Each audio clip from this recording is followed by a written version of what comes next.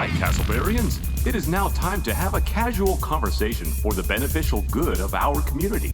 The show you are about to listen to is called What's Up, Casselberry? And now it is my absolute pleasure to introduce to you your hosts, Andy and Drew.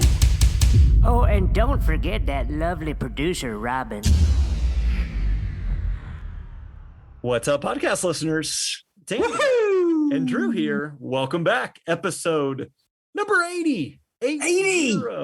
Andy, that's right. 80. Man, Drew, every time you say what episode we're on, I just can't believe it. I can't believe that we are still going. It sounds like you're kind of like a sigh. Are we really there? No, the best is yet to be. I can't wait till the other milestones, 100, 250, 500, 1,000. Robin, what do you think? 1,000? Do you realize how many weeks that is? Yeah.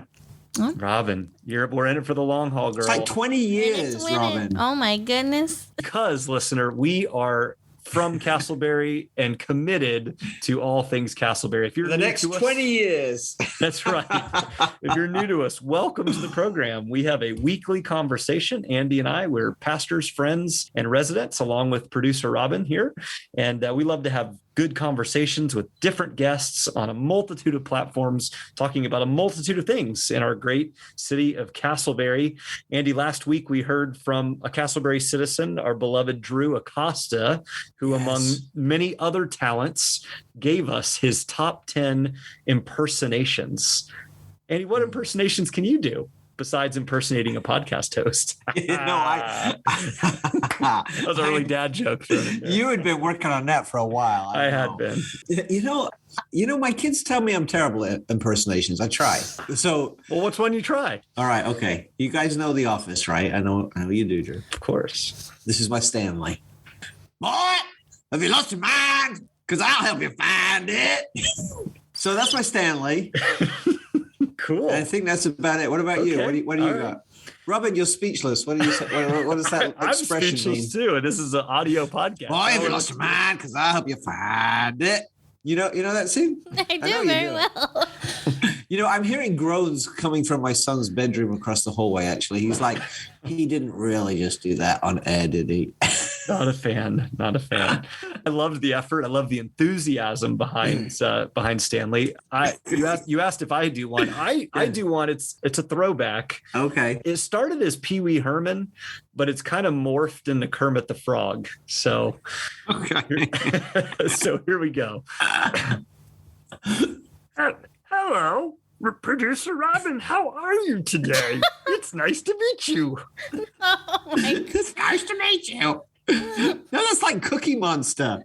Yeah. Me It can be whoever you want it to be. Drew, you are so good at these impressions. You're doing like 5 characters in one. Oh my goodness. Many talents. Let's leave him to Drew Acosta. Drew, you are the impersonator. We are not. Our impersonations are so bad, people will be saying, go back to singing again. Robin, what about you? You know, we've embarrassed ourselves with impersonations. Who you got?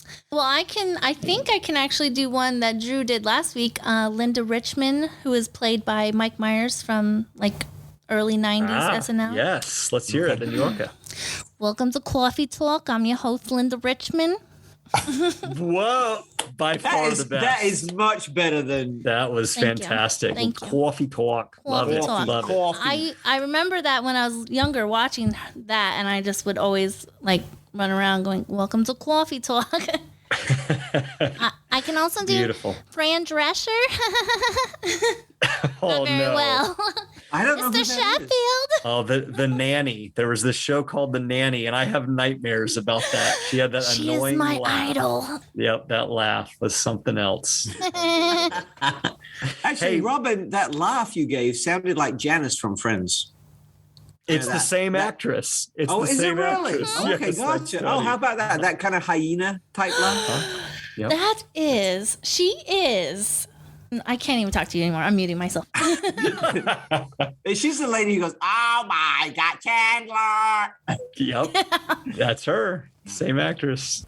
Well, hey, speaking of segments and things that we do with nominal success, it's time for Phenomenal Casselberry. success. Please tell me what was successful about that segment. It's time for What's Up Casselberry's segment, Dad Joke of the Week. Woohoo!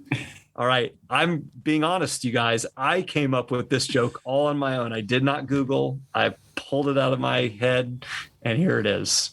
What kind of dog thrives in Florida during the month of August? What? A hot dog. But Drew, we had a joke about hot dogs like 2 weeks ago. That's not your joke. Oh. Well, And that I'm just like recycling that, we jokes don't I reach even our know. 1,000 episode. Oh, well, let's get to some actual, real hard-hitting news. Stick to Google next I time. probably should. Listener, I know you love our banter, but we also know you're about Casselberry. So here we go. It is now time for your local update about things happening in your community. It is now time for Casselberry in the News. For our segment this week, we had quite the scare. In fact, a little bit of sad news here in our city. Last week, as of our recording time, our police in Casselberry launched an investigation regarding the death of a Timothy Fitzpatrick. Timothy Fitzpatrick was age 55, and he was found dead in his North Winter Park Drive residence last week, Wednesday. Officers responded, and Fitzpatrick's wife was at the scene when the police arrived. Andy, would you speak into just the sadness, the loss of any kind, the work of the police?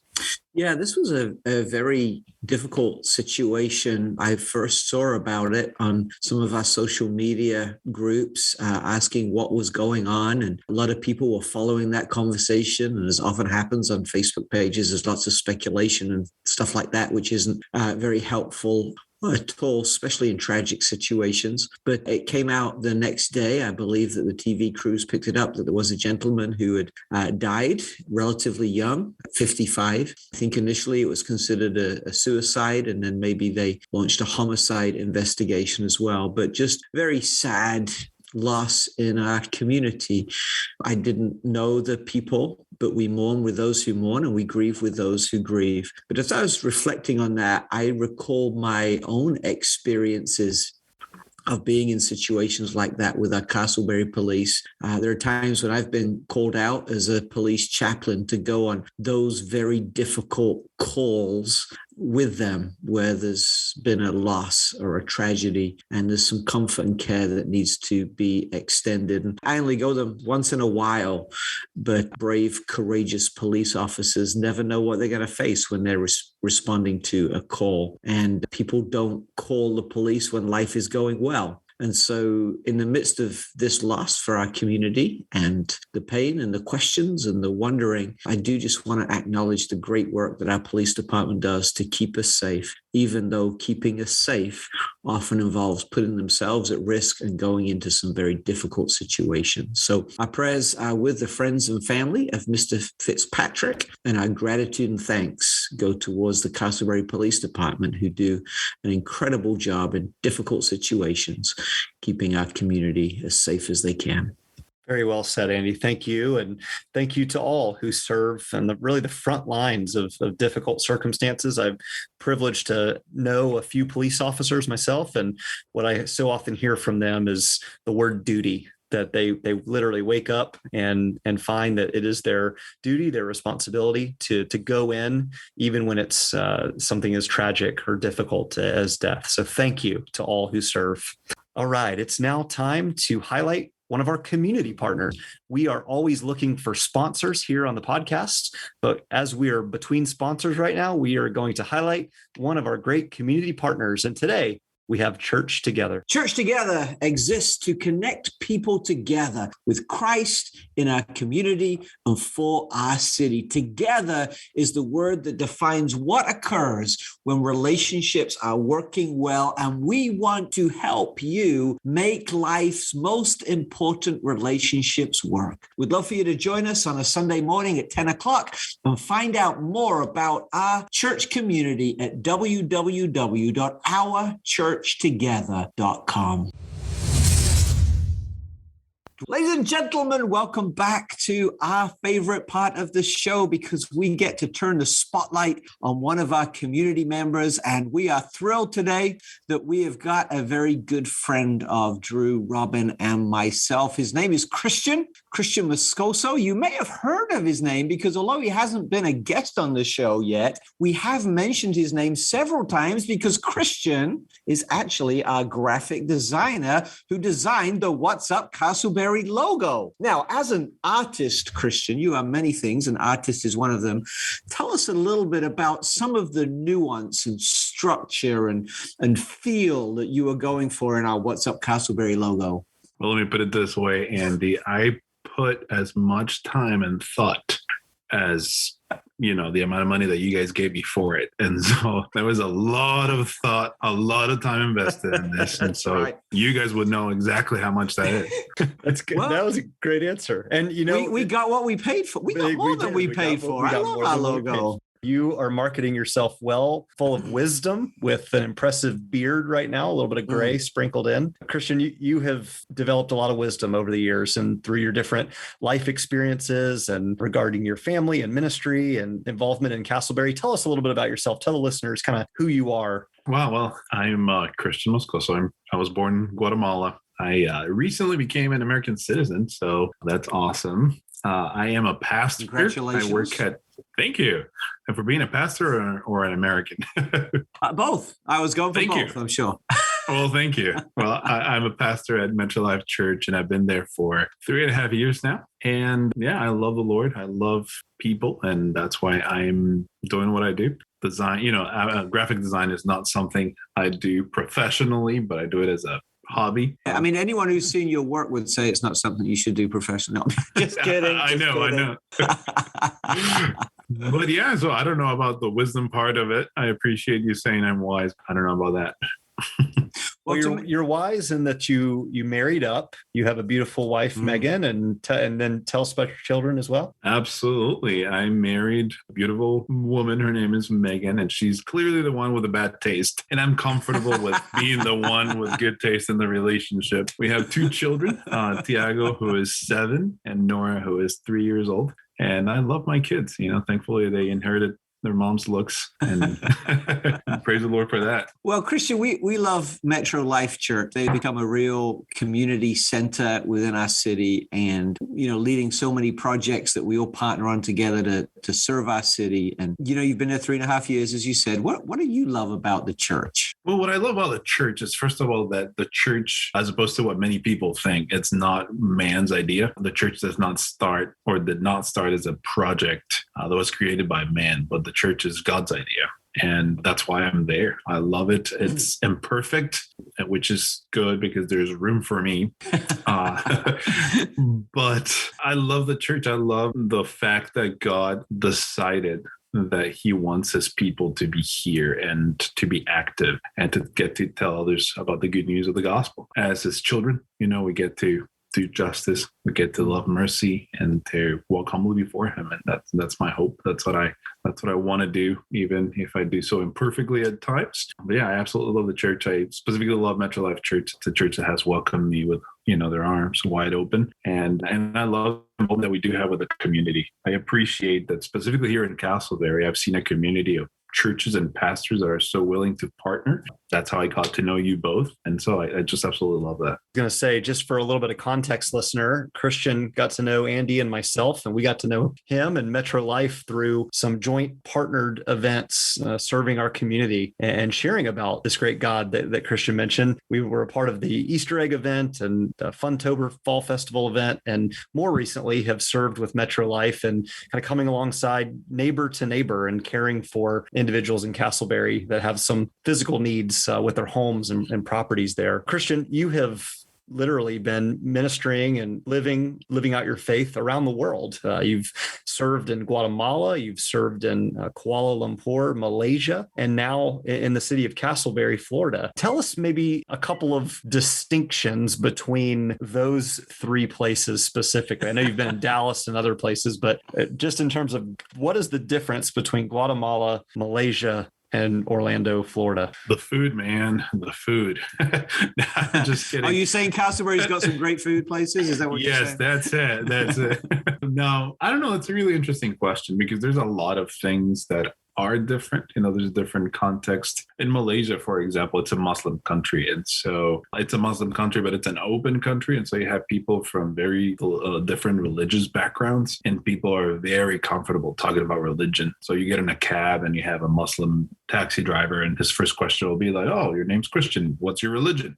Tell me about it," which is very different to our context here, where it seems like talking about religion is actually a big no-no. That's one of the differences. I think also here, especially because we are in the Bible Belt, a lot of people either have heard the gospel or they think that they know what the gospel is. And so they have an idea of what Christianity is like. And though a lot of times it's not quite what Christianity really is, they think they know. And so it's a lot harder to actually engage in a conversation like that. But other than that, it's the same in the sense that, there's people are created in the image of God. There are things that we all have in common. We're also all broken and in need of the same Savior. And so though we are very different culturally, as humans, we're so similar. We have the same needs, same desires, and same answers that we can find in Christ. Your answer doesn't surprise me there, Christian, because one of the strengths that I've seen in you and observed in you and through you is that wherever you go, you make friends pretty quickly, and you know how to build a community out of people. And so I imagine, you did that growing up in Guatemala, and that was a big part of life in Malaysia, and you've certainly brought that, here to Casselberry as well. But as you think specifically of our Casselberry community, right? This little city, 30,000 people, what would you say are some of the strengths of living in a small town?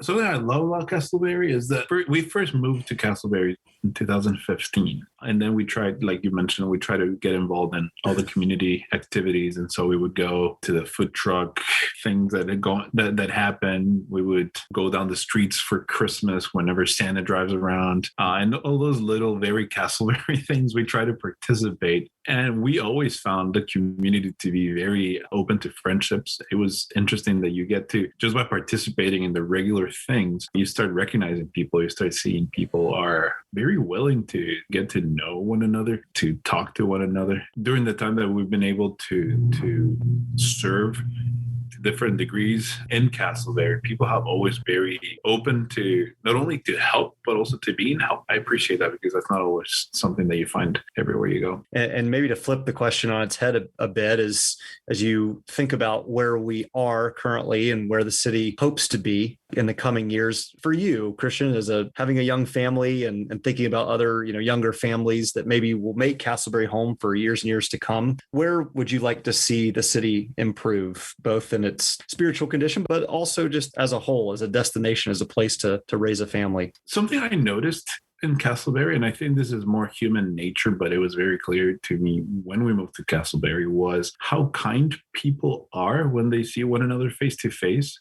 But then I participated in different online settings, like Facebook groups or what's that app, neighborhood app or whatever, I forget what it's called. And I quickly left those because the people that I would see talking to one another, spending time with one another in different events, as soon as they went online, they would bicker and fight and be so angry that it just blew my mind that it would, my same neighbors would be just at each other's throats online, which I know they wouldn't do in person. So that was really interesting. Like I said, I think that's not unique to Casselberry. I think that human nature, unfortunately. I would love for people to come together, online as they do in person. I don't know if that makes sense.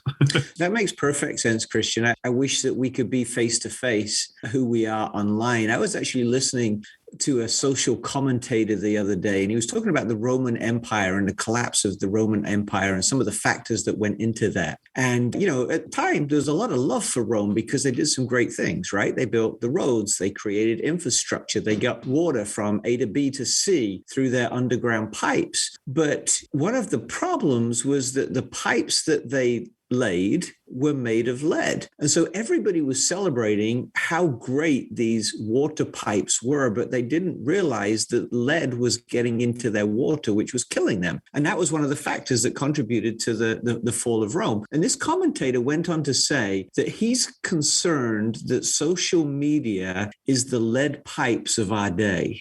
Even though we celebrate it and, we love it and we see the benefits, it could actually, and probably is actually, doing something very, very detrimental to us as a community. So no, I think you're right. And I think that's a call to all of us to be the same people face to face as we are online. No, maybe the other way around. Let's be the same people we are face to face online, right? We don't want to bring some of that online stuff into our relationship. Continuing with our conversation, recently you announced that you are making another transition out of Casselberry. You're moving to Titusville. Drew and I got a little bit emotional when we heard that, and we're thinking that, this interview would be addressing that. But it seems like a wonderful opportunity for you. Titusville, too, is a small community, where people know each other and come together in the right ways, those kind of things. As you move to Titusville and as you take up this new position at a new church, what are some of the good things that you've seen happening in our community that you want to take and transplant to your next community? I think the number one thing would be to seek to have the same kind of relationships that we have here in Casselberry, not only between churches, but I think it's so important, and pastors, but also with the city. Here in Casselberry, I know that I can go to the chief of police and he knows who we are and he has a relationship with us, and we have participated in different events with them. We can talk to the mayor, we can go to different places, and there is a relationship between the people, the institutions like the church, and also the political institutions, right? Or the government, the local government. I honestly think that's unique. Unfortunately, it's not as common as I wish it were. I'm hoping that Titusville is similar, and if it isn't, I want to take steps to do that. I think that is something that you both actually do a really good job at building those bridges within different sections of the community, right? And so my hope is that if that's not the case in Titusville, my hope is that the same would happen there, or I would want to work hard for that to happen there as well. And I've actually learned from some of the best, you guys. I appreciate I don't know about that. I don't know that I'll start a podcast. Well, that's it. We will sell you the rights. So what's up, Titusville? We will. That's right. I even like the acronym there. What? WUT. What? What's up, Titusville? Well, Christian, we'd be remiss if we didn't at least give a moment for you to share something that's really on you and Megan's heart in regards to your desire to come alongside and care for refugees and encourage organizations that provide refugee relief and support. You guys have been proponents of that. In fact, you've kind of created awareness in our community of some of the folks from various countries who have found their way and settled here in Central Florida. Could you just share what your heart behind that and some of the work that you guys have done in that area of refugee relief?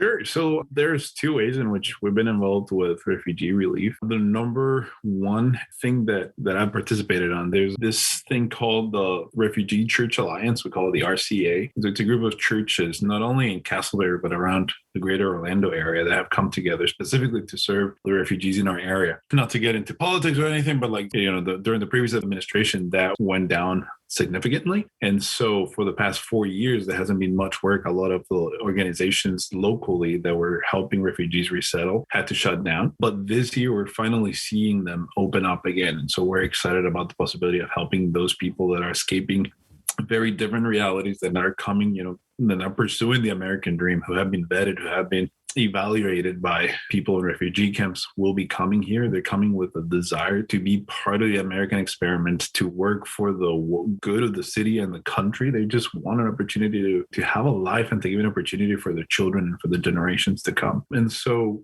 we're looking forward to what is coming in the next few months. Unfortunately, like we said, I'm not going to be here in Casselberry, but we're very excited about what is coming. The second thing that we have done as a family is we participated in what's called transitional foster care, which is we take care for a short amount of time, and we take care of children that are coming out of detention centers at the border. You've probably heard about those children at the border put in detention centers. And so there's we found the opportunity. We partnered with Bethany Christian Services. And so we got licensed to be foster parents through them to these children. And so this is a group of children that come from the border. They stayed with us for 46 weeks each. And then we just, love them. They stayed with us and we just treated them as family while they found their sponsors or family members here. And so after a few weeks, they would be reunited with their families.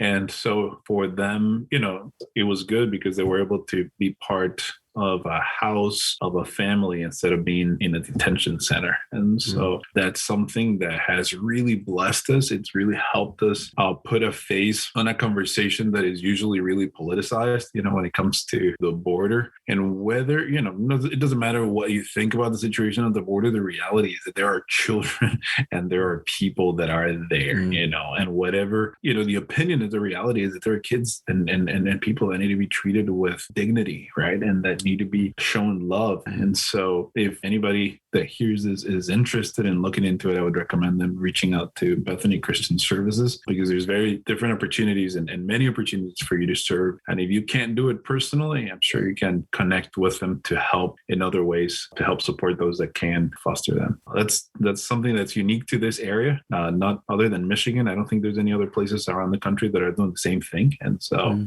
I would definitely encourage you to look into it if it's something that the Lord has put in your heart. Cristian, thank you so much for sharing that. There are many reasons why we respect you, but your care for children and your desire for justice are pretty close to the top of that list. Talking of respect, Cristian, I just need to rag on you a little bit. One of my favorite moments of our time together was when I was in a privileged position of being able to introduce you to one of your soccer heroes. You and I share a love for soccer. Yes. And this guy is a global icon. And I have never seen anyone fangirl so much, Drew, in this moment. It was like, here's Cristian, this respectful pastor who speaks such wisdom, just kind of like jelly before this guy that he respected so much. But let me turn that into a question as we wrap up, Cristian. It was fun to see you act that way because of your respect you have for this person. As you prepare to move out our city, what are some things that you would encourage the citizens of Casselberry with as we seek to build respect between each other and the different groups in our community? Oh, well, first of all, yes, I definitely fangirled when I met Kaka, and I am unashamed. If you ever want to introduce me to another Ballon d'Or winner, please do. I'll probably fangirl just as much. But now to answer your question, I think that in the era and the season we're in as a nation, respect and kindness is rare, unfortunately. I really don't think we have to do much to build respect other than being kind and respectful of others, right? I think, unfortunately, one of the things that I keep telling people is that in the last few years, there's this idea that telling it like it is has become a virtue for some reason. And so people applaud those that are just bold and, spitting out truth and telling it like it is. And that worries me a little bit, as a pastor specifically, when I look at that, when I look at the fruit of the Spirit, telling it like it is not the fruit of the Spirit. Telling it like it is not a virtue. As a matter of fact, is anti-Christian. And I think that we live in a culture that celebrates that these days. And so building respect, it's simple. Just listen to others, just love others, respect their opinions. I think there has to be room for respectful conversations, right? There has to be room for dialogue, and there has to be room to disagree, right? We believe in disagreement, and I think disagreement is not the problem. Disrespect is a big problem. And so I think that being kind and respectful of others, and especially those that disagree with us, is actually becoming rare, which is crazy to me. And so how can we build respect? Just, being kind. It's pretty simple. The golden rule, right? Treat others as you want to be treated and love them, right? And I think in Christ, we have a model who was able to speak truth, but in love, and not with a desire to destroy, but to build up. I think unfortunately, in the season we're in, doing that, which is so simple, has become rare. Despite your advice, Cristian, I want to tell it like it is. just for a moment, if I can. As we wrap up this interview, I just want to say thank you to you. You and Megan and the kids have been a blessing to our community for several years now. You have invested your time and your heart, and you have served our community, and you have advocated for justice and for the plight of the poor and this disadvantaged. And so I'm going to tell it like it is and say, you did that. Thank you. Love you. We appreciate you. We're praying for you as you move forward, and we're excited that you're going to take a little bit of Casselberry with you and build that into Titusville. But just as we wrap up, how can folks stay in touch with you? Can they find you on social media? Those kind of things. If you have any questions, feel free to email me at cmoscoso@mentorlife.org. On social media, you can find me on Twitter at Moscoso Christian. I don't know that I have much to say, but if you want to befriend me, feel free to follow. And it's Christian without the H. I've made that mistake many times. Christian without the H. Yes. Christian, thank you so much for being with us today. And again, thank you for all that you've done to help build our community. Wow, Christian, thank you so much for your words. And more importantly, just thank you for your life and how you have impacted our community. As Andy said, we wish you well in your next endeavors over at Titusville. Andy, would you close out this week's episode with an inspirational moment? One of the things that I love about Christian is that he's a thinker, and he's very thoughtful about what's happening in our culture and our society. I'd like to share this quote from C.S. Lewis, a thinker of generations past. He said this: laziness always means more work in the long run. Laziness means more work in the long run. I am a perpetual procrastinator, and it always gets me in trouble. But as I'm getting older, I'm learning to do it well and to do it right the first time, to give it my best at the front end so that we can finish and complete and succeed in a timely manner. There is so much going on in our life, so many temptations to become lazy right now because all of us are so busy. But I just want to remind us all, and myself especially, that laziness often, always means more work in the long run. Excellent. Thank you so much, Andy. And thank you to you, listener. We hope you've enjoyed this week's episode of the What's Up Casselberry podcast. You could do us a huge favor by sharing, liking, subscribing to us, and make sure you listen each and every week. Our podcast is located where all good podcasts are found. You can also listen on our website, which is whatsupcasselberry.com. Go to our Facebook, Instagram, or podcast feed, all with the name What's Up Casselberry. And this podcast has been produced by the lovely, talented, and Beyonce-like Robin Kepi. Thank you, Robin. And until next time, have a great week, listener.